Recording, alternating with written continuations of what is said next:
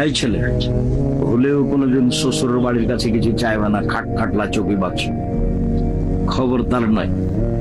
যা দিয়েছে শ্বশুর সেগুলো ফেরত দিবে আগামীকাল সন্ধ্যা হতে হতে। মোটরসাইকেল, সাইকেল, কাপড় চোপড় সব ফেরত দেবে।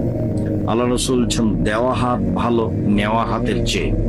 রাসূল সাল্লাল্লাহু আলাইহি সাল্লাম বলেন প্রত্যেক দিন আকাশ থেকে দুইজন ফেরেশতা নেমে আসেন।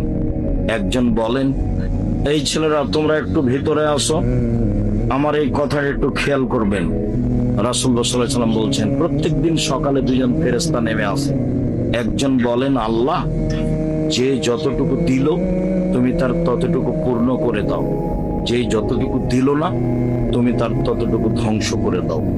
আমি আপনাদেরকে রাসূল সাল্লাল্লাহু আলাইহি সাল্লামের এই কথাটা বলে উৎসাহিত করতে চাচ্ছি যে ইবাদতের জগতে সবচেয়ে শক্তিশালী, ক্ষমতাধর, পাওয়ারফুল ভিন্ন ধরনের ইবাদত হলো দান, যে একটা থেকে আর একটা ঘটাতে পারে।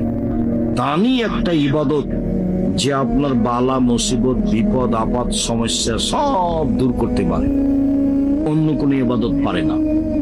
দানই একটা ইবাদত যে কবরের শাস্তিকে বন্ধ করে দিতে পারে। হজ পারে না, যাকাত পারে না, সিয়াম পারে না, তাসবিহ তাহলিল জিকির আজকার পারে না। দানই একটা ইবাদত মরা মানুষের পাপকে মিটিয়ে দিতে পারে।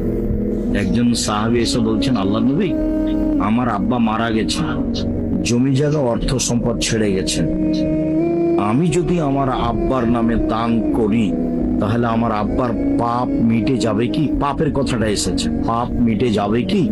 তখন আল্লাহ রাসূল বললেন, হ্যাঁ তোমার আব্বার পাপ মিটে যাবে।